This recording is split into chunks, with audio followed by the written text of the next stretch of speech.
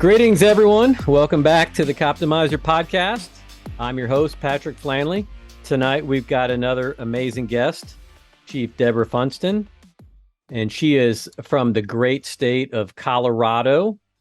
Debra can tell you a little bit more about where she's working and what she's doing these days. But before we kick it over to her, I just wanted to talk a few minutes about what we're gonna chat about today. So, Debra and I met a while back at the Axon Accelerate conference, where we were on a panel discussion together for Axon coaching, and we were talking about pilot projects and what our experiences were with the program. And one of the things I found out that day was that she was the most popular coach in Axon coaching, one of the most sought out coaches.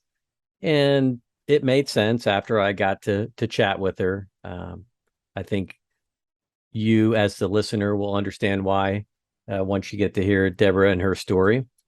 But one thing I did not know about Debra is the author of a book. Outside of her exploits as a police chief and a police officer several times over, she wrote a book, and the backstory to that book is pretty amazing, and we're going to have her tell the story. But the name of the book is called Behind the Pink Badge, and you can do a Google search on that and make the purchase, and I highly encourage you to do so. I've picked it up, and I'm almost through the whole book, and tonight I'm going to get the spoiler for the book. Debra, how are you tonight? I am great. Good evening, Patrick, and thank you. You just simply flatter me. But it is so nice to be here, and thank you for the invitation. So you are the chief of police in Colorado, and which department are you the chief of? I am the chief of the Rifle Police Department. We are on the western slope in Colorado, kind of in the center west side of the state. We're about an hour from Grand Junction. So it's basically southwest Colorado. In one of the most beautiful parts of America. I think so. Well, I'm calling from the Midwest, and while I do think cornfields do have their beauty, and there is a serenity to cornfields, it's a little bit different when you wake up every day and you're looking at the mountains. I think that people are very fortunate if you get a chance to travel all over the United States. We have so many gorgeous places, within a car's drive that you can go check out. But I will say, I was born in Southwest Colorado, and I do have pretty much a natural affinity for mountains. So yes, I do love it here. But this is not your first chief gig. So where were you chief of police prior to Rifle? Prior to Rifle, I served in a small bedroom community off Grand Junction. It was called Palisade. And Palisade is known for their peaches and their agriculture. And as of recent, the last 10 years, very much becoming well known with their wineries. So it was kind of a quaint little special town that I worked for there, but I served as chief down there from about 2015 until I took the chief's job up in Rifle recently in January. So there's got to be a peach wine story in there. Is there a peach wine, or is it just they just have vineyards there and also have peaches? Of vineyards, and I'm sure that I know that there's a peach wine. They have all kinds of varieties there. They have a internationally acclaimed wine festival there, and it's just a special place. I really enjoyed my time there. Awesome. Well, in Hill City in South Dakota, right outside one of the greatest landmarks in the United States, there is a little winery called Hill City Winery, and they are famous for their wine, which is called Red Ass Rhubarb. So for any listeners in that area, My wife and I, we were driving by, we were out there with the kids, and we were seeing the sights, and we were driving, and we see this sign. It's got the picture of a donkey's rear end, and it says red ass rhubarb. My wife is a wine aficionado. Uh, I'm more on the bourbon side. I can drink wine. I can't, I have nowhere near the palate like she does, but I digress. Anyway, when you said peaches and then wine, I thought there's got to be a good peach wine story in there. So, Absolutely. so prior to that, you also had some experiences in policing out on the East Coast before you returned to Colorado, correct? Yes, I actually started my career in Hampton, Virginia. And my husband at the time was in the Air Force. That's what landed us out there. We were both from Colorado. And so we're out on the East Coast and, experiencing the East Coast. And that's basically where I went through the academy and began my career. So, what were your experiences like early as a police officer in Hampton? Because Hampton's a pretty big agency, if I recall. It is. And I think initially when I got out of the academy, I think every rookie officer is pretty terrified, no matter where they're at. But I definitely was in an environment that was not super familiar to me. A lot of diversity, a much larger metropolitan area that was something that I was not raised in and was not used to. And so, those were some of the challenges that I had as a young officer in a large organization. And I was just very fortunate that I had very skilled field training officers. And, I still think about them. Those are the first people that you interact with in police work. Yeah, they really are the unsung heroes in policing because they have really the greatest responsibility, regardless of the size of your agency and where you are, because they really set the culture for what your police department is going to what it's going to be, and you really got to make sure that you are careful in your selection of who your training officers are going to be, and then you have to make sure that you're providing the right resources to those training officers to make sure that they're good teachers as well as good police officers. And when you have good field training officers, you're almost certain to have a very strong organization.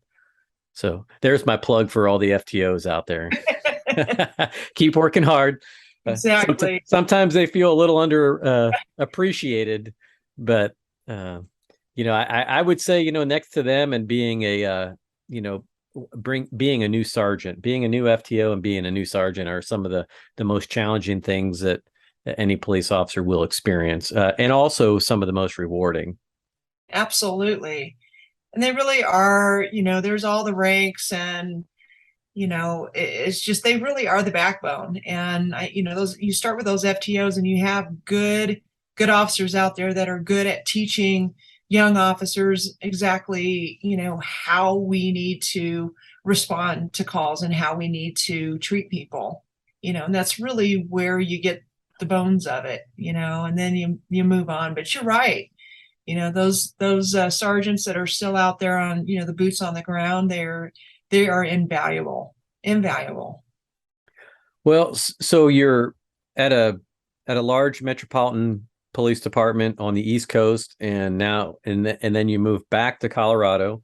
I bet when you got back to Colorado, something you never complained about was traffic ever again. No, and I think I remember having the sensation that everybody was driving slow. That's because there's so much space.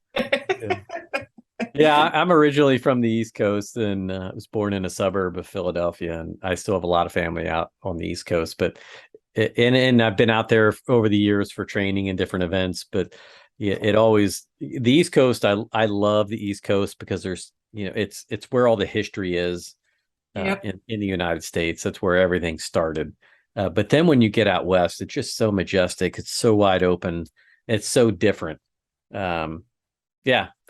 Anyway, I digress once again. So you get homesick and you head back for the mountains, and I can't blame you. Um, Yep. And we had a young son, who was, I don't think he was not yet into kindergarten, and all the grandparents were back in Colorado. Family was all back there. He was out of the service. And so it just seemed to us like the natural thing to do was to move back to Colorado. So we moved back to our hometown, which is in Montrose, which is also Southwest Colorado. And yeah, so there I ended up applying with that agency, and lo and behold, I got a job in my hometown as a patrol officer. well, something I think that's interesting to think about now is as we're in the modern era of policing, not that we weren't in the modern era 25 years ago. It's you, 25 years ago, it was not common to have officers bounce from department to department or move very frequently. It was very uncommon. And typically, when an officer got hired at an agency, they stayed there and they retired from that agency. And then maybe they retire and move and go work for another agency, depending on the way pensions are set up and things like that. Or when you progress to the administrative ranks and you become a chief or that similar type rank.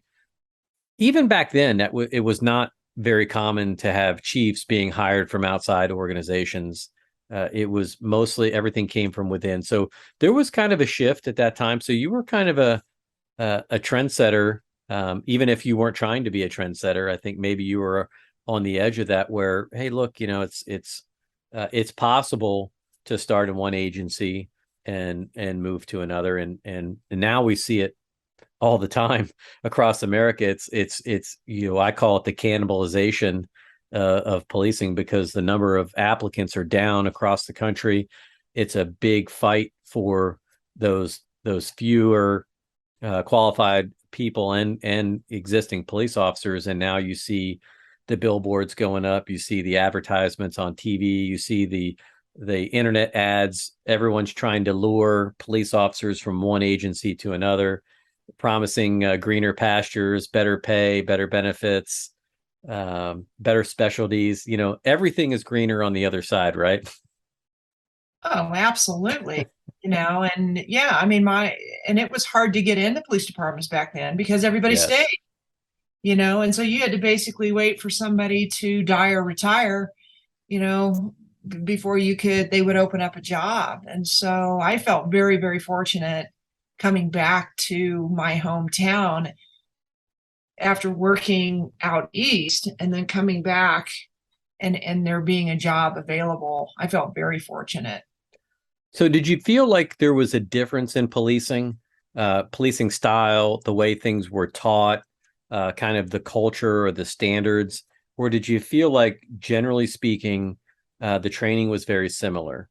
I think the training was very similar. I mean, it was just learning the laws from one state to another, and just changing. I mean, really, it was just different names. I mean, I think they called it graffiti out east and they called it criminal mischief in Colorado. So it was just like learning the lingo.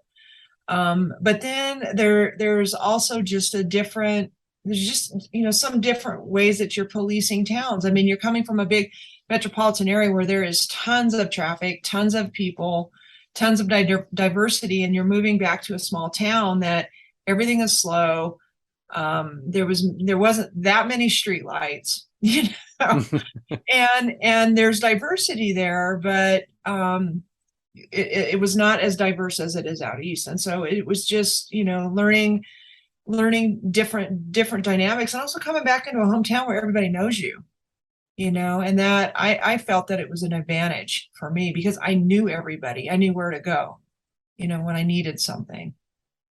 Well, and I think probably as we all begin to understand when you're in the profession at some point, it doesn't matter where in the country you are. it's a very demanding profession. It doesn't matter if you go to work with 5 partners or 105 or 1,005. Everybody's got their role to play. And when you're a young officer, and then especially when you're starting a family, you know that that creates a lot of challenges. When now in today's world, they call it work-life balance. That was not an expression that was commonly referred or used 25 years ago. There was no such thing as balance. It was, here's the work, and we all gladly did it because it was exciting, it was fun, we were new to it. But then when you start to get a little bit more seasoned, and then you start to get some of these other experiences, and then outside of that, you get the family obligations. The pressures can start to mount, and if you don't have a good plan, if you don't have good resources that you can fall on, then sometimes those things can really catch up to you. And so it's understandable when you hear people like, look, I've got children now, I'm starting a family, I want to be close to my family, because having that network can be very important. It's a big component in being able to give yourself to a job like policing, knowing that you've got a good network at home. So I always have a tremendous amount of respect for particularly for women in policing that are raising children, and also working the same amount of hours that everybody else is, competing for all the same positions, managing all the same stressors, but then also at the same time, having that responsibility of being a mom. So again, another little tip of the hat. But it comes at a cost sometimes, right? Oh, absolutely. I mean, I think back, another thing is we were way younger back then, so I had a lot more energy than I would now, I'm sure. But, I remember, even when I was out east, and, we had a toddler, and we didn't know anybody out there. I was a little leery with just, throwing them in daycare or what have you. So there were many, many times. And when you start out there, you got thrown on a shift. All the rookies got thrown on graveyard shift, so I was on that permanently for at least a year and a half, I think, before I got transferred to another division. And I can just remember coming home, and my son, we would put him in the room with me, and my husband would go to work, and we'd lock the door. I'd put toys on the floor, and I would lay on the bed and try to catch some shut eye. And it's just like, how did that poor little guy survive? How did he make it? And he, obviously he's fine, thriving, got 4 grandbabies, with him. But it's just, wow, we did make it through, and I made it to work, and I did what I needed to do. And I uphold those parents that are in this profession, because it is tough. And it's not for everybody. You miss birthdays, and you miss events. And I can remember sitting Christmas morning, we do the traditional Christmas, and opening presents in the morning, and sitting there in uniform, waiting to hit a call, and having to leave in the middle of things, or missing Thanksgiving, or just missing those special events. But it's a calling. It really is. It's an honorable calling. Yeah.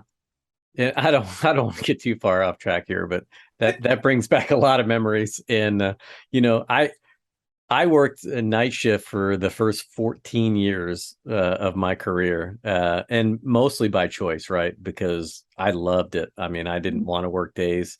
We worked 8-hour shifts.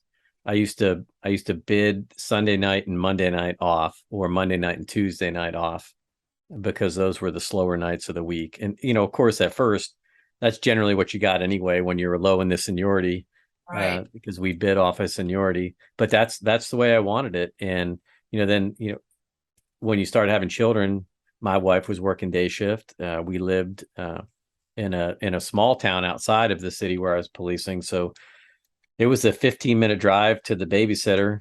And Yeah, and then when plus on top of that, when you're a police officer and you're you work sex crimes and you deal with those types of calls, you are very, very suspicious of anybody that you're going to leave your children with. And so to make it worse, I'll give another book a plug, two books. A book that I read early in my career was Gavin DeBecker's book, The Gift of Fear. And if you've never read that book, it is one of the most amazing books. I actually used to make my recruits read it, and then always recommended that fellow FTOs read that book because Gavin DeBecker is probably the world's leading expert on predicting violent behavior, and he talks about pre-incident indicators. But there's a really good story. I won't spoil the story, but he uses some police analogies in there about police officers becoming complacent and how they can catch up to them. So I was fascinated by this book. I talked a lot about it, and then he had right after I had my first child. Another book came out, which was Protecting the Gift: How to Keep Children Safe and Parents Sane. So it's like, all right, how do we keep our children safe? Right. And now there's stories in there about, sex offenders running daycare centers. How do you identify them? And I was just like, oh man, I'm like, I read that from cover to cover. When we're looking for babysitters, I'm bringing like a 20-page pamphlet with me, like, fill this out. And if they don't, you're off my list. I'm doing home inspections. I want to know who's here when I'm not going to be around. Well, it's so hard when you do this for a living and you see the worst of the worst, and you see what humans are capable of doing to each other. And so for me, it was just like, this makes sense. And I trust my family. My family took great care, of him. And I just didn't have a worry in the world because he's with grandma and grandpa, or aunt and uncle. So you're right. I mean, I think any parent is probably very hyper protective of our kids, but police officers, I think it's just a different breed because we've seen it all. Yeah, and unfortunately, you see the worst that people have to offer, and it's really hard to separate that when it involves your own children. And I have had these conversations with a lot of people, and I certainly, people are always talking, oh, you're the police officer, the police officer's son. It's like, I won't go into all those stories, but yeah, it's like, of course, yeah, I know what people are capable of, and I know, and it's but at the same time, also, I didn't want to spoil it for people either, right? It's just, you don't want to tell the worst of the worst, and because blissful ignorance sometimes, you want people to be responsible and you want them to be informed so they can make good decisions, but at the same time, it's always it's a good reason why you always want to have friends outside of law enforcement too. So you can always remember that not there is not a predator lurking behind every door, and sometimes it's hard not to see the world that way when that's all you deal with. Well, and we have to remind ourselves that the majority of these people out here are good, hardworking people. Absolutely. It's just that nasty minority that we run into, that kind of can jade us sometimes. And we have to keep reminding ourselves that no, the majority are good people and they support us. And, they don't want these things happening to people either. So, you advance through the police department. You're doing well, and then I'm gonna maybe kick it over to the book a little bit, because Sure. this was certainly something that when we were having our conversation about this podcast, you had told me you'd written a book. So of course the first thing I do is go and buy it, and then I start reading it, and then I was just completely enthralled. And I of course I would have never known this story about you had I not read the book and had you not shared that with me. So we don't have to go into all the details of the book, but it's such a powerful story. And maybe you can just take a few minutes and tell our listeners, hey, here's the situation I got in, here's how I got here. Yep. And we can talk about what the aftermath of that was. Sure. So, here I am. I'm in Southwest Colorado. I'm in my hometown, doing the police work thing, kind of moving up through the ranks. I had been promoted. I had spent some time in the schools. I got promoted. I was supervisor on the road. I went into investigations for a period of time, worked in there, I was working on the tactical team down there, and was actually one of the commanders, and things were going good, and things really started to unravel in my marriage, and for a variety of reasons. But I don't think any of us are immune from, things happening. And so the marriage fell apart, and just all of the things that go along with a divorce, and being in a town where everybody knows everybody, and my husband at the time was also from that area. So, just the natural separations of friends, and just, you just feel like your world is falling apart. And I ended up getting involved with a man who was not from Montrose. So there was definitely that intrigue, because who wants to date anybody in your hometown? especially when you're a police officer, Yes, right? because you know all the stories, So it progressed very rapidly, and of course, people around me were, very much leery of this, because there were, and I was, coming out of a divorce and just feeling no self-esteem, no, sense of self, just kind of going with it, and kind of fell into a bad situation with this man, and decided that there were just signs that were coming up that were indicating to me that this was not healthy. I had friends and family that were trying to intervene, and of course the trying to be in control of my life, or at least have some sense of control, was kind of pushing this stuff away, until there were just things that would happen that were a little bit probably too much for me. And I realized that this was not a healthy relationship. And so I ended up breaking it off with this person. And it was not a long, I guess you'd call it a love affair. It wasn't this long drawn out relationship. It only lasted a period of months. And I had been working a shift. I had the breakup talk, and he had been living in my house, and there was an arrangement that he was going to be leaving. He was going to be moving out, and I was working an afternoon shift. And for those that aren't really familiar with cop hours, it was down there, it was basically 2 p.m. to midnight.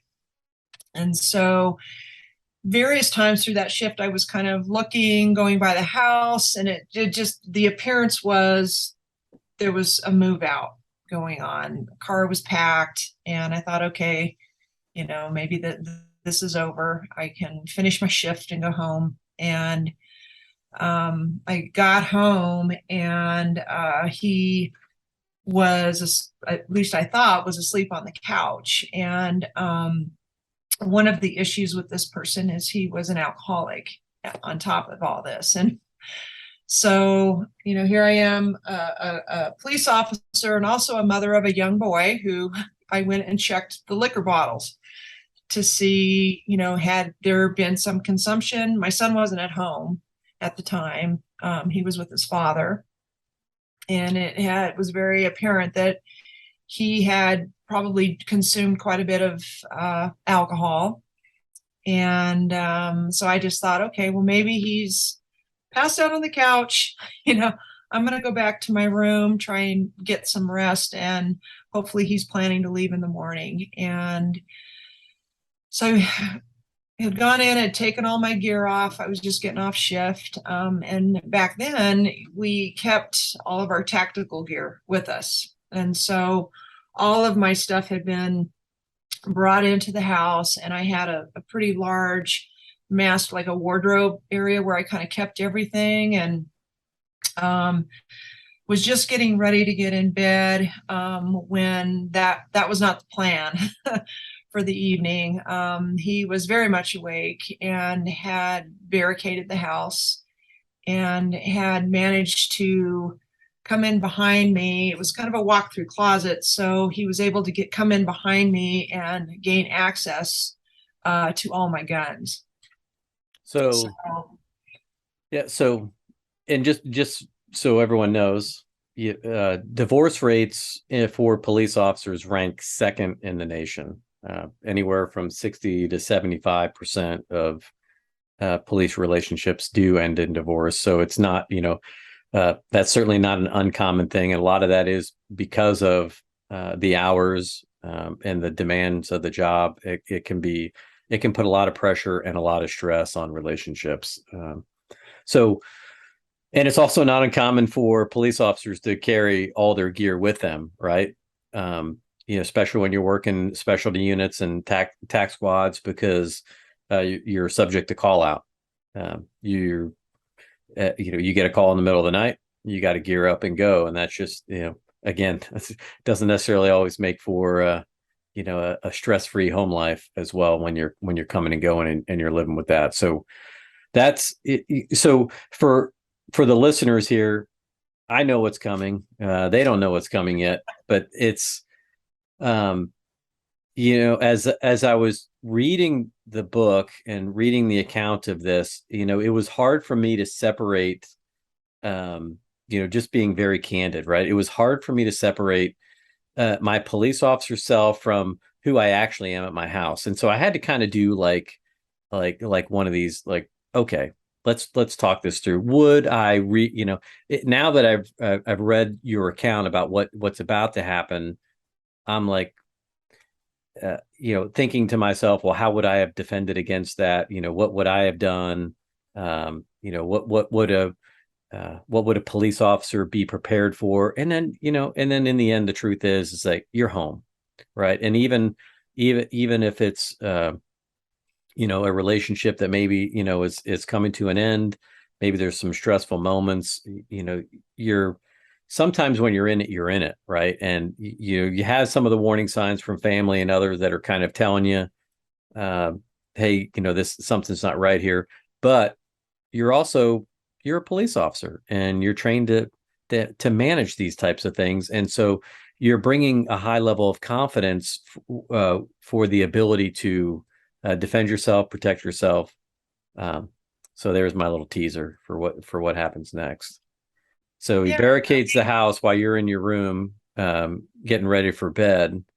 Unbeknownst to you, this is what he's doing. And now, what happens? Well, basically, and I'll comment on that too. When you're bringing your stuff home, for police officers, at least it was always for me, home is a safe haven. And it's the place that you can shed everything and you feel safe. And so this was not something that obviously not something that I expected.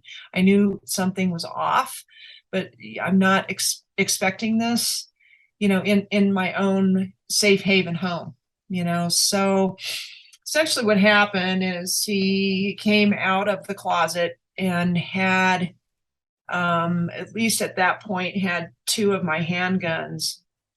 One that had been my duty. I think he had my duty sidearm, which I knew was loaded because we keep our duty guns loaded, and he immediately came into the room, confronted me, and I immediately thought this can't be real.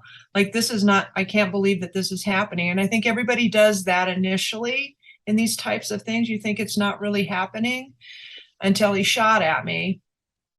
And thank goodness he missed. It went into the bed right alongside of my leg. And at that point, okay, this is real. This is happening. And of course, the cop side of you is trying to figure out, how am I going to get out of this? And I have no weapons. I'm in my pajamas. So from there began a night of beatings, and I was forced to lay down on my face for the majority of the evening. There were several things that I can go into that kind of happened during this whole ordeal. But the majority of the night I was flat on my face in some shag rug. I had my hands up, with my fingers interlaced behind my head, and had my laying on my stomach and had my knees bent. I had to cross my legs and lay there as he would continue to either hit me. He would kick the top of my head, hit me. There was periods that I had to get up at gunpoint. At least initially, I had to go to the front door and lock it, and lock all the dead bolts. And at that point, that inner panic went on, because I knew, I just at that point thought, okay, I've got to survive this, because he's going to kill me. So there was a moment his personality, just to give you a little bit of background with him. If you've ever watched the movie Sleeping with the Enemy, very, very, very, very similar. He was exactly what came to mind actually when I was reading your book, which was, that's exactly how I was picturing some of this. Yep. I mean, very much of a perfectionist, very clean freak. It got to a point that those were some of the hints that I was, obviously getting, that he was convinced I was with other men. It got to a point there was no wearing of makeup or perfume or deodorant or anything like that, because I was obviously trying to go outside of our relationship. And at one point that night, I was taken into the bathroom and forced to lay face down in the bathtub. And knowing his personality and my training, I'm thinking, this is it, because he doesn't want to make a mess. And the bathtub is a perfect place to clean things up. And, fortunately for me, it didn't happen. He actually took me in there and forced me to do that so that he could use the bathroom. And that way he still had control over me, because our toilet was right next to the tub, so he could maintain control.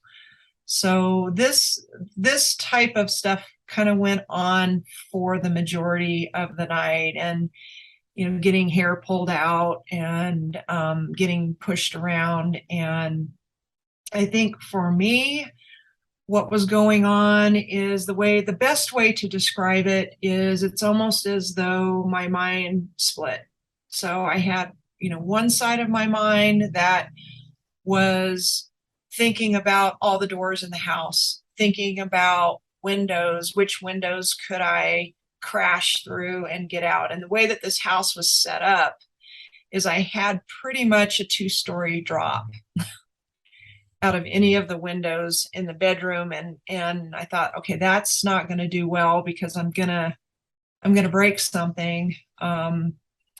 You're thinking about doors that, trying to figure out how to remember to unlock them. Can I do that fast? He's going to be on my tail. I have a fence I've got to get over. Can I get over that? Which direction am I going to run? So I had all of this going on this side the whole night, trying to figure out. Also thinking, certainly somebody heard the gunshot. So my tactical team's going to be coming soon. They have to be, and you start thinking about how the tactical team does these operations. And I'm thinking, which way do I need to roll under the bed when they come through the door so that I don't get shot by members of my own team? So there was a lot of that going on, and just the tactical side of things, and how can I survive this? And most of this was done in the dark, so I didn't know exactly where the guns were. At that point, he had gotten a hold of one of my tactical rifles, and I knew everything was loaded up. The other side of my brain was thinking, how can I keep him talking? How can I continue talking to him so that he knows I'm a real person?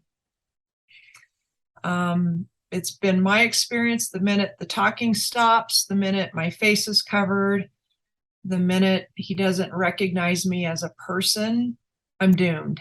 So I kept talking and kept talking and kept talking and tried to answer questions. And so this went on for much of the night. There was other things. He played music really loud, some songs that he liked, and you're just enduring. You're just trying to survive and make a plan. Well, I knew sunrise was coming.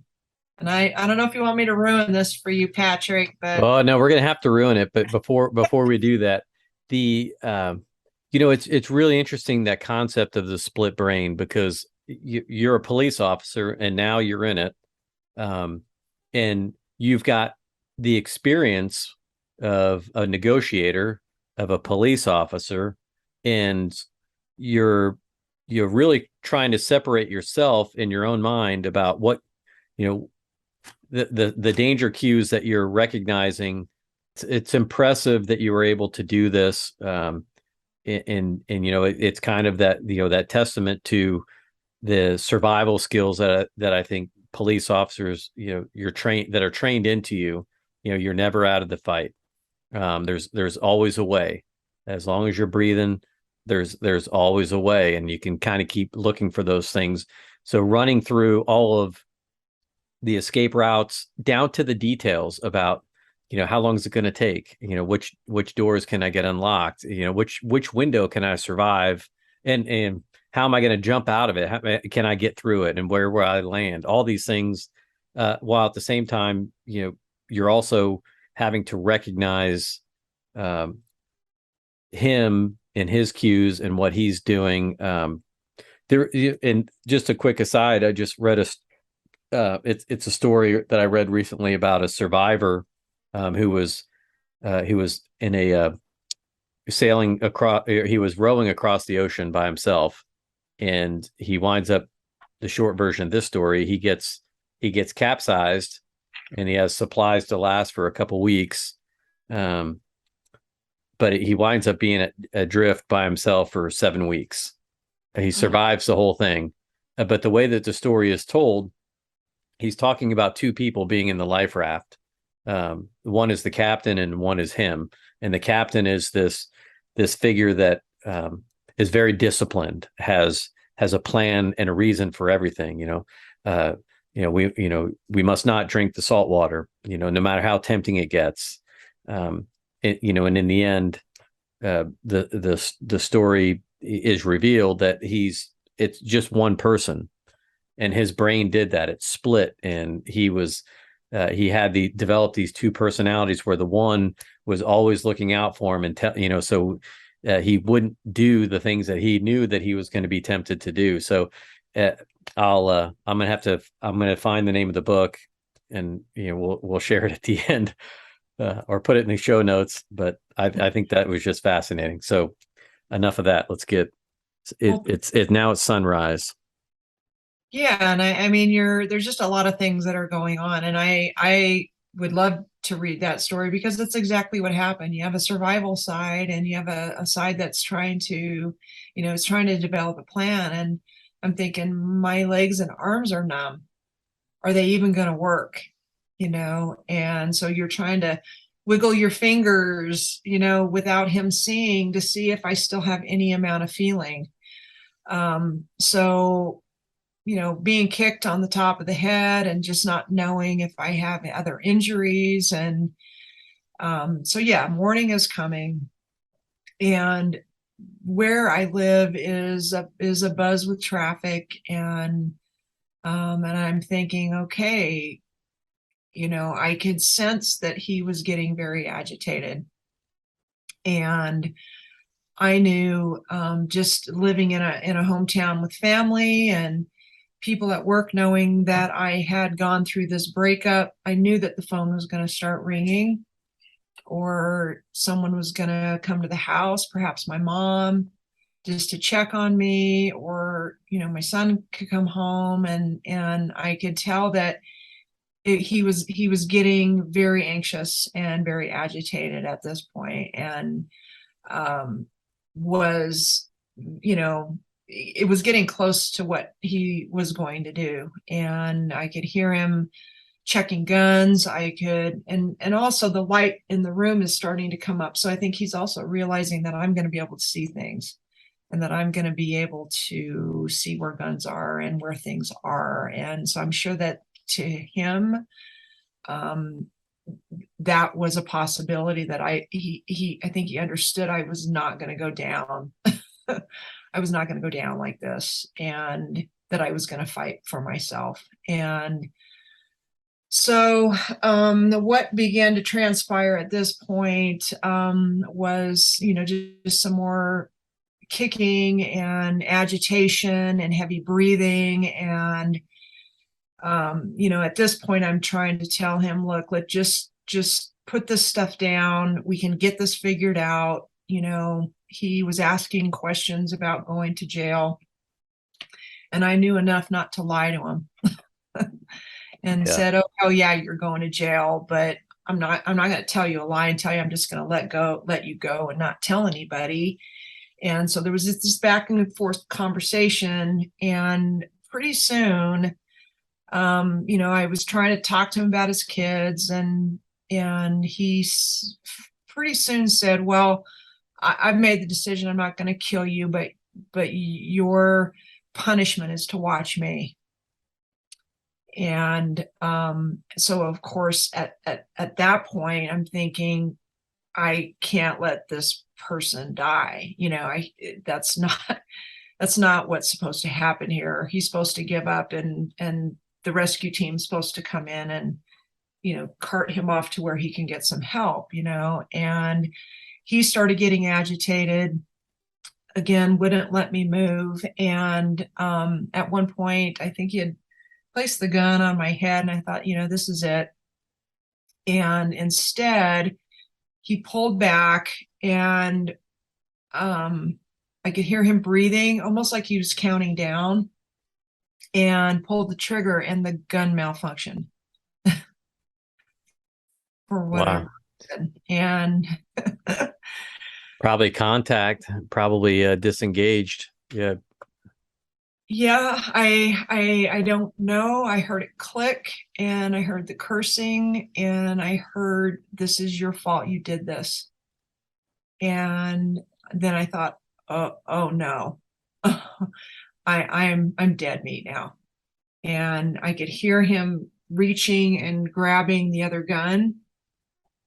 And all I could see, I was looking up as much as I could, all I could see was the base of his feet that were right here. And he yelling and screaming at me, and I'm trying to convince him I had nothing to do with it. I don't know what happened with the gun. Please don't do this, blah, blah, blah. And he started the breathing again and started. And the second time he pulled the trigger, it went off. And all I can remember is one foot falling. And I took that as my chance. And I jumped up, didn't even look.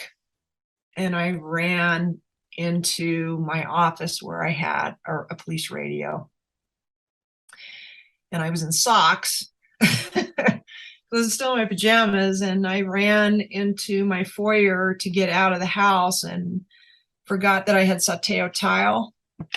and I fell down pretty hard, and was trying to get the radio turned on and trying to get the deadbolts undone, and felt like he's coming behind me. He's coming, and somehow managed to get out the front door and got on the radio with my call sign, and just started screaming that I needed help, and basically collapsed in the driveway. Wow. And about that time, I could hear the troops coming. I could hear my team, my department heading my direction, and a couple of officers that I work with, a sergeant that I've worked with for years. In fact, he was a sergeant when I was in high school. Showed up, and I just said, he's got a gun in there. I don't know the status. And the next thing I heard on the radio was they were calling for a coroner. And so I knew at least he had died. And at that point, they, were loading me up in the ambulance, and then I don't even know how to describe the rest of the story, short of a circus and a lot of news and a lot of things going on. And I think it hit national news. But wow, that that is such a, that's, I mean, it's certainly a story of courage, and of survival, right? That's perseverance right there, and that it's being tested in the worst of circumstances on so many different levels.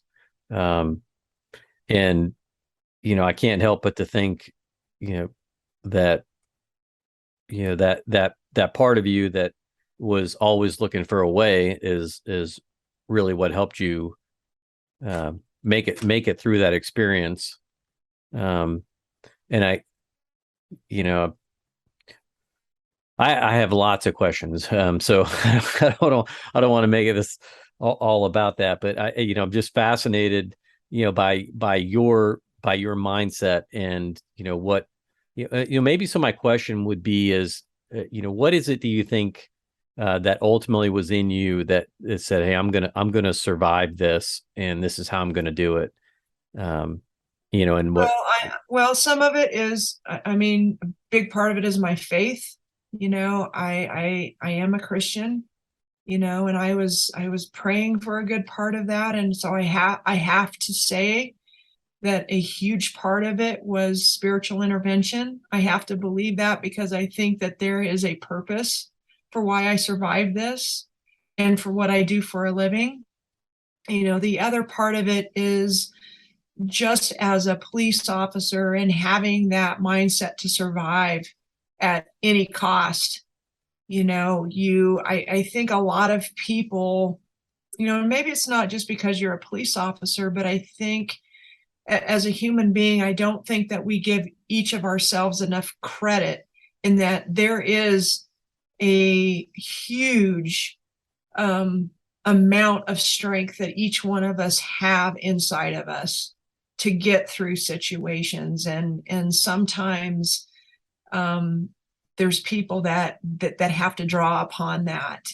And I was one of them. And I think that there's a ton of millions of other stories out there that people have been forced to go within and pull from that strength that they have within them. And I think that has helped me in my career in helping others and coaching others, and in helping them to see that you have everything you need inside of you to take care of yourself. You just have to be willing to accept that it's there and call on it when you need it. And folks, now we know why Debra is the most sought after coach in the Axon Coaching Network. That's I think they call that the 40% rule, right? Is that most of us, we go through life, regardless of your lot in life. We go through life, and we really only touch 20, 30, 40% of what we're capable of. And it's that the part of us that is always trying to protect us is telling us to hold back. Don't, reserve energy, don't push forward. But the part of us that is going to survive is the one that's always telling you that you can always do more. You're never out of the fight. You're capable of a little bit more, and you just start uh, setting goals and setting little uh, benchmarks that you're trying to reach to get you from point A to point B. And it that to me, what I'm hearing when I hear you tell this story is that's the way you spent the night.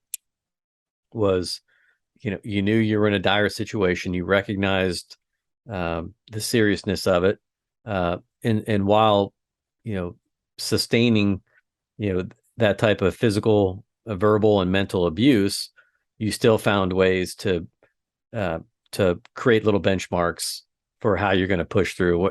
How do I get to the next moment? How do I keep them talking? How do I keep them engaged? How do I develop my escape routes? And how do I find my opportunities? And that just takes a tremendous amount of courage. And you're right. It's not just police officers, right? That's something that any human being has innately in them, because we are survivors as a species. Well, and you take every moment, whether it's whether it's a hostage situation, or it's a fear of standing up in front and talking to people, or it's a fear of trying to go after some new job, or it's a fear. I mean, it's no different. Your body still reacts the same way. You still sweat, you get sick to your stomach, you still, and speaking of books, I mean, one of the early books that I read was Face the Fear and Do It Anyway by Louise Hay. And it talks about these very things, about how you face fear, face it and feel it and move through it. And that's where you grow. That's where you gain that strength and the endurance to go on to the next thing, and I mean, there's still things that scare me. There's things that scare all of us, right? But I at least feel like, okay, I was terrified, and I lived to tell about it. And this is something that I'm hoping that I can share with a lot of people, that you have it in you, whether you're a police officer and you're pinned down behind a car or somebody's shooting at you, keep your focus on the mission and what it is that you need to do. And we are not in control of the day that we die. We aren't, but you are in control of that moment and what you do with it. And that night was long. It was 9 hours, 8, 9, 10 hours of, just I look back and even kind of like, wow, I got through that, but it's all within us, and we're all capable, no matter what it is that you're facing. Facing a divorce and being alone, facing an abusive partner, facing a death of a family member that is just, wrecking your family. You can get through it. Your life will be changed, but take from that and what you learn from it, and just keep moving forward. So at what point, so post this incident, when you now you have a chance to kind of start putting the pieces together and looking back, and then also I imagine that it was probably another challenge was, how do I negotiate my relationships at work? And after I've just gone through this experience, not only because it's in your hometown, everybody knows you, it's a place where you work, and the everything that I'm sure the circus that followed, that's a lot to manage. So I mean, were there you had family there that I'm sure was very beneficial that you can lean on? Absolutely. And I mean, so yeah, you had the press media circus that went on with it. I was in the hospital initially. They had to check everything. And then, of course, the investigation ensued, which I knew was going to happen. I'm a police officer. I have to investigate this stuff to Right. make sure that I had not, done something criminally, and made sense to me, So I ended up, once I was able to be released from the hospital, I was able to go to my parents, who also lived in the same town, and was under their care. My sister and her husband came down to help care for me. They immediately had put me on medication to try to, at least initially, wipe out all the short-term memory, to alleviate, hopefully, future PTSD with this. So there was definitely 2 or 3 weeks there that were very confusing, very blurry, they were conducting an investigation. And I was under the influence, of these medications that they had given. They, immediately got me set up with a psychiatrist and a psychotherapist to try to move through this, because I was adamant. It didn't even occur to me at the time that I couldn't be a police officer anymore. Now, obviously, I look back and I think, wow, an event like that can ruin most people and can ruin the career. And I was determined, and I had to get through this. And so I was on leave for, I want to say, roughly 8 to 9 months, doing intense therapy. And that really is where the book began. Because I felt in my heart that I needed to remember as much as I could. Even despite all the drugs, I had to remember what had happened, because I felt that this information was going to be valuable to somebody at some point. And so, at also the request of the therapist, I started basically just keeping a journal. And so I was an avid runner. And so I would go out into the desert, and I would run for miles and miles and deplete my water supply, and scream at the sky and just get my anger out. And then I would arrive back at my car just completely depleted, and I would just spend hours trying to remember everything that took place that night, and was just writing it out in a notebook is really how it started. Well, there is a power to journaling. That is, of course, not the same thing as a gratitude journal in the morning and when you wake up. And as part of my morning routine, one of the things I do is at the end of my morning routine, which I do some stretching, I do some reading, I do some meditation, then I do a gratitude journal and write down 3 things that I'm thankful for. But it is helpful. And I would have, I would have never have anticipated, some of the benefits that I got from these types of activities, and I get from these type of activities, had I not had a coach kind of convince me that, what, you just do it, just set your ego aside, it's not weird, you can do it. And I was a creative writing minor in college. So I've always enjoyed writing.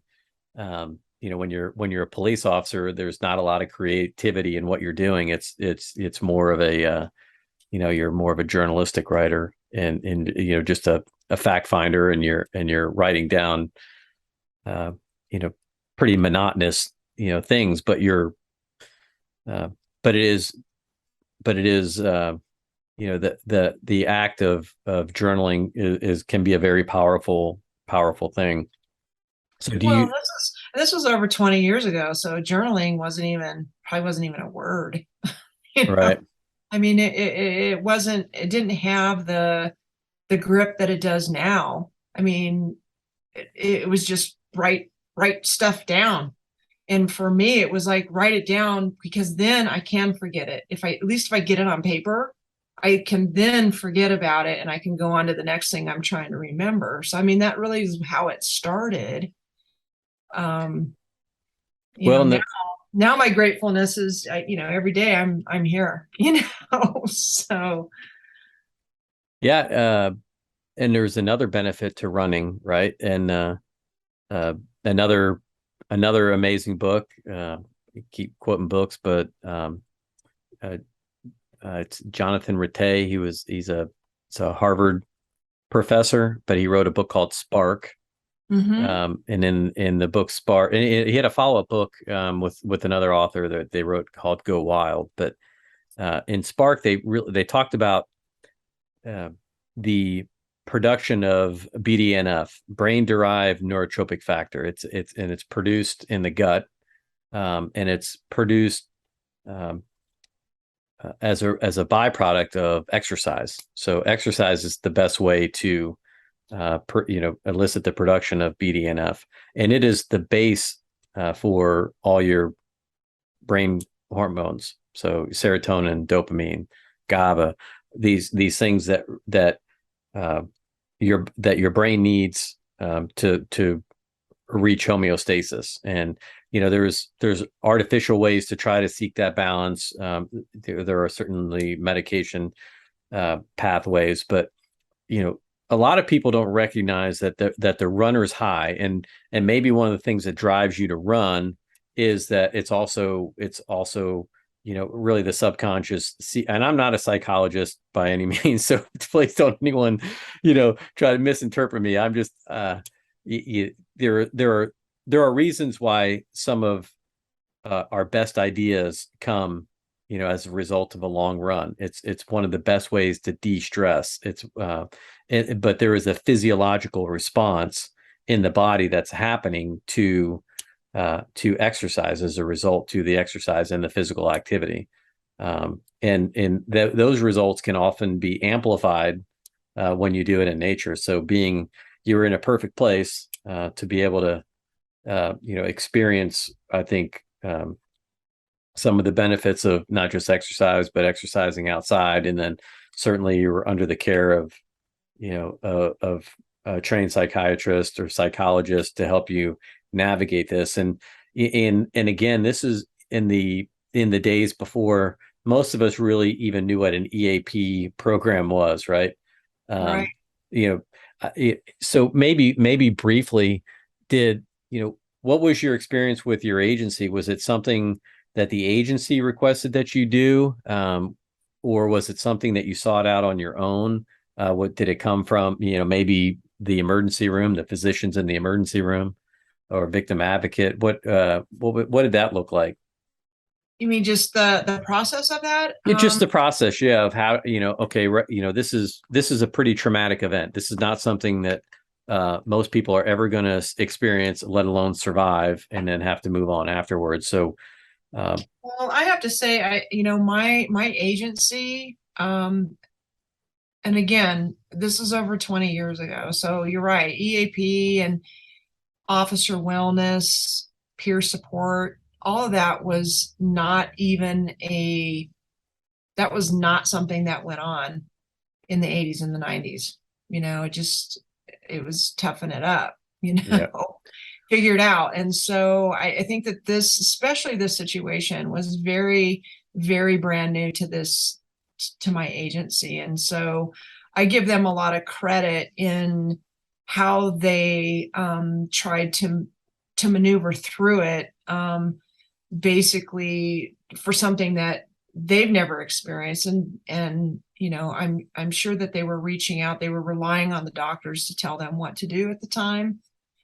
So they did have fitness for duty back then, though. So there was that. So they had to make sure that if they were going to bring me back to work, that I had to be mentally and emotionally and physically fit to be able to come back and do the job that we were doing. And so that was the focus. The going to therapy and meeting with a therapist twice a week, was something that was a requirement of my pathway back to being fit to come back to work. I also, I mean, I wanted to too. So it wasn't hard for me to do that because I felt like I was definitely getting something out of it. And this person was helping me back to my job and back to some sense of normalcy in my life and getting my life back. The running was something, and the writing and all of that was something that I think, because I was a runner and because I was an athlete, was just something that was within me that I knew that I needed to do to take care of myself. Probably all of this, forgive the psychiatrists and psychotherapists out there, but just a lot of the psychobabble, I didn't know what any of that was. I just knew that when I went out and ran for miles and miles and ran out of water and, came back with the salt on my face because I was so dehydrated, that my mind was ultra clear and I could function and get the stuff down on paper that I needed to get down. So I spent a lot of time, exercising, trying to take care of my body, trying to eat right, which didn't always happen. But, I think for me, it was just something that was part of my life anyways. And so that to me was a natural thing to go do. And it helped. It helped tremendously. But the agency was good. They, I think as time went on and people felt comfortable, I'm sure that there were members of the agency that had to get a little bit of help, if you will. I don't know if any of them sought out any type of therapy after this whole thing, but I know that there was a lot of guilt. A lot of my brothers at the PD felt guilty that they weren't there to save me. They should have known, and it's just the blaming. And I think that we all worked through that together. And I can remember about 8 months into it, I went out to breakfast with all of them for the first time. And that was probably the first time that things started feeling like, okay, we can do this. I'm coming back. I'm coming back. So they were great. They were absolutely wonderful. That's really cool to hear, because I know that's, things weren't always that way, right? You mentioned it. It's suck it up, right? Yeah. Mm-hmm. Hey, terrible that happened to you, but that's really kind of the way that we used to look at things 25 years ago was, wasn't.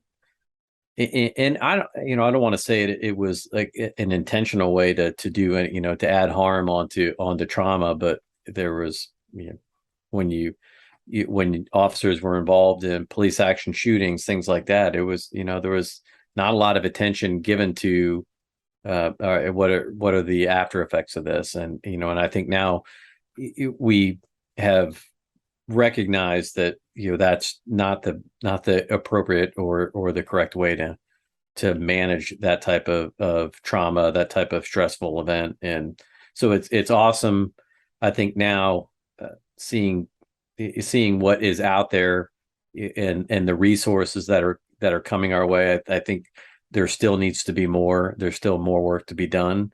But I think I've already kept you well over your time, and I knew this was going to happen. So we're gonna have to do a part 2 to this podcast. So, well, I was just gonna say this is a perfect time to segue into why I'm doing what I'm doing. You're right. I mean, I think that being able to having the opportunity to go through something like that taught me. It gave me that groundedness that I think that helps me connect with people that are going through whatever. And like I said early on, I knew that there was a purpose that I made it through this. And I don't know if that it has naturally given me some sense of ability to be able to talk with people or to even, be involved in the Axon coaching program. But I definitely feel like it's very important for people to understand that we're all just people. we're all just human beings out here, and we're all just trying to figure it out, whether you're a cop, whether you're a nurse, whether you're a teacher, whether you're a dump truck driver. We all have these things in our life that happen, and we all get exposed to different types of trauma, but it's all trauma. It's all stuff that, it's important to me to tell people you can get through this. And you just have to keep getting out of bed every morning, getting up and taking a step forward. And I can definitely say there were moments during that period that I reached my goal if I got out of bed. That was my goal, is to just get out of bed. And from there, you just keep, okay, I'm going to get out of my bed and I'm going to take 5 steps today, And I know that sounds very, very, maybe the term is rudimentary. It's very, very down to earth stuff, but these are things that sometimes people get stuck, and police officers are traumatized and victimized daily with the stuff that they're dealing with humans. And so to be able to share with them that, hey, it's okay to be frustrated. It's okay to feel this way, but you can move through it. And this is how I did it. And I hope that I can help you. Well, I think a couple of things come to mind. When I'm going back to the story, I was going to try to do a quick search here about the man in the lifeboat. And it sounds like maybe your initial event was may have been 9 hours, but you were in the lifeboat for months afterwards. Yep. As you're going through that process. And I think maybe one way to end it for right now, and again, is that you mentioned something a minute ago that I think is maybe a key word that can help people delineate between this a victim mindset, a fixed mindset versus a growth mindset, where a victim might choose to look at this and say, why did this happen to me? The survivor, the thriver, the growth mindset says, I had the opportunity to experience this, and because of that opportunity, I've been able to grow and become, really, quite frankly, a new person based on these experiences. So, for police officers, and again, coaching is, it's not EAP. Those things are completely separate. And oftentimes, there are people, make that, there's a little bit of a confusion. Well, it's like, hey, I'm having a tough time navigating some personal situations, or, maybe some trauma, things like that. And, coaching is not the venue to fix that. But coaching can help people understand, which buckets we put these things in, how do we organize ourselves, and how do we develop a plan for how we're going to move forward? What are we going to do next? And sometimes the plan is just get out of bed, do that for a few weeks, and then we'll see what we can do next. And so it doesn't matter where you're starting from. It doesn't matter where you've been. It really just matters about what your mindset is going to be, and the choice that you're going to make about how you're going to decide to use your time moving forward. And wow. All right. What a powerful story. I really appreciate you sharing.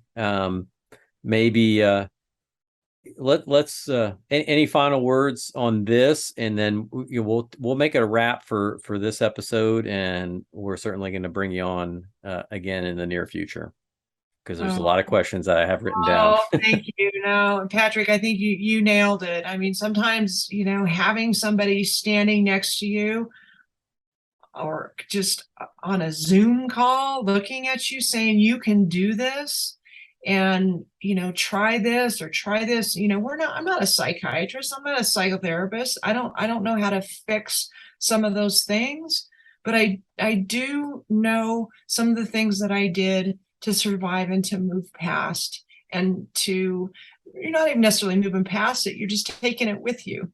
and you're using it, and you're using it as, I'm going to turn this thing around. I'm not a victim. I'm glad I'd do it again if I got to where I'm at right now. It was part of my journey, and this is part of my story, and I'm going to make something good with it, and hopefully somebody can hear it and it'll inspire them to get out of bed the next day. Awesome. Amazing story. Thank you for sharing. I know that's a personal story. Again, for our listeners, the name of the book is Behind the Pink Badge by Debra Funston. I encourage you to pick it up, give it a read. If you have any questions, is there a personal contact, or is there a way that you would want people to reach out to you? Obviously, you're available through the Axon Coaching Network as well for people that are engaging with that program. And outside of that, is there, if someone who hears the story and wants to reach out, is there a way to reach out to you, or do we just want to? Well, I guess I don't mind if you can put my personal email out there. I don't know. I think you have it, Patrick. It's dkfunston@yahoo.com. Feel free to reach out, or if there's something that I can help you with, or you can definitely get in contact with me through Axon Coaching. There's message board on there. It's very easy to kind of chat back and forth if you feel that format might be a little bit easier. Just like everybody else, I'm not always on my email every day, so sometimes the Axon chat is a good way to do it. All right. Well, I'm not trying to flood your inbox, but I am trying to promote some book sales here. Well, thank you. All right. Okay. Well, folks, thanks for listening. Awesome episode, powerful, and we're going to bring Debra back, and we're going to answer or maybe I'll ask, and hopefully she'll answer some of these questions that I've written down. Well, absolutely, Patrick. And thank you so much for having me. AxonCoaching.com. Check us out and contact us today. Until our next episode, I'm 1042.